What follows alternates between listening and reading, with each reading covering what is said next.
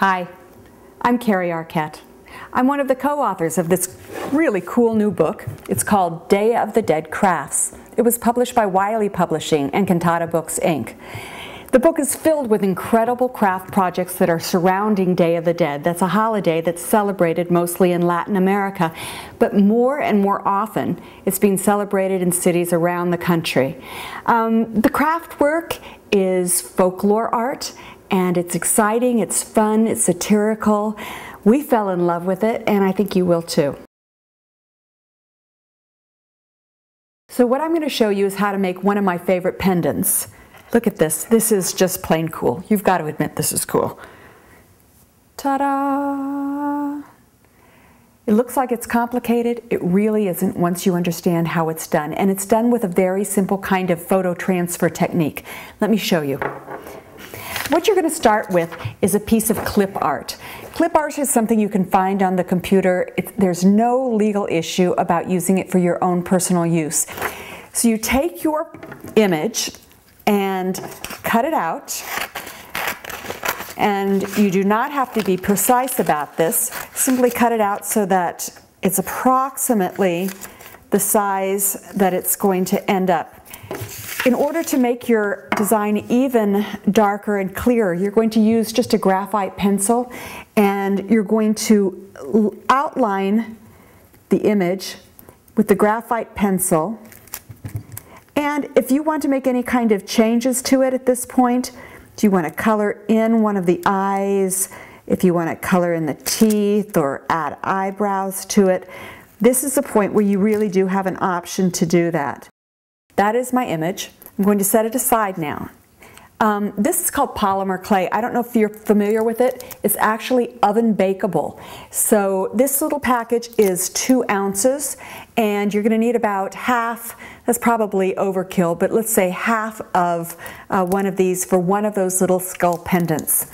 So warm the clay in your hand, and that makes it very malleable, and flatten the clay between your palms. If you have a roller, really does make this job a little easier. This is a polymer clay roller. Here we go. So you're going to just roll it till it's about 1/8 of an inch. Then what you're going to do is take your pattern and put it on the clay. You're going to use a clay tool or a knife, either one will work, to cut around the pattern. And do you have to be absolutely precise? Nah, really it's not that necessary. And then you're just going to remove your pattern, and you're going to pull away all of the extra clay and just set it aside. Now, you're going to need a product called Liquid Sculpey. I showed you this Sculpey. This is actually its liquid form, and you can find it and this both in hobby stores. So you're going to take a little bit of your Liquid Sculpey. It's always best if you remove the top. And you're going to squeeze maybe 1/4 of a teaspoon on top of your clay. And if you're one of those people who doesn't like to get her fingers dirty and mucky, go ahead and use a paintbrush. I have no issue with that, so I do spread it around with my fingertips. And then I'm going to put my pattern face down, that's very important, right on to my piece of clay. And I'm going to make sure from the inside out that I've seated it. I want to make sure it doesn't have any air bubbles in there. So I rub it into it, and I'm going to let it sit there for just a moment while I take another tool, and this is actually a tool that's used for embossing. You could use the tip of a pencil, anything that really works for you. And I'm going to make a hole where I will eventually hang this pennant from. There. Can you see?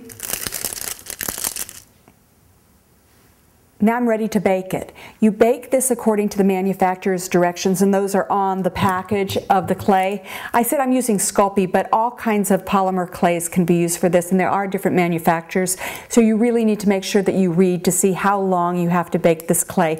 It is just baked in an oven. What I've got here is a bowl of water, and I've got the baked piece of polymer clay. And it's very important, obviously, to let it cool before you pick it up from your baking pan, but that seems like common sense. So this is the next step, and this is kind of like magic. I really love this part. What you're going to do is you're going to put your cooled piece of polymer clay in your bowl. And it only takes a minute, actually.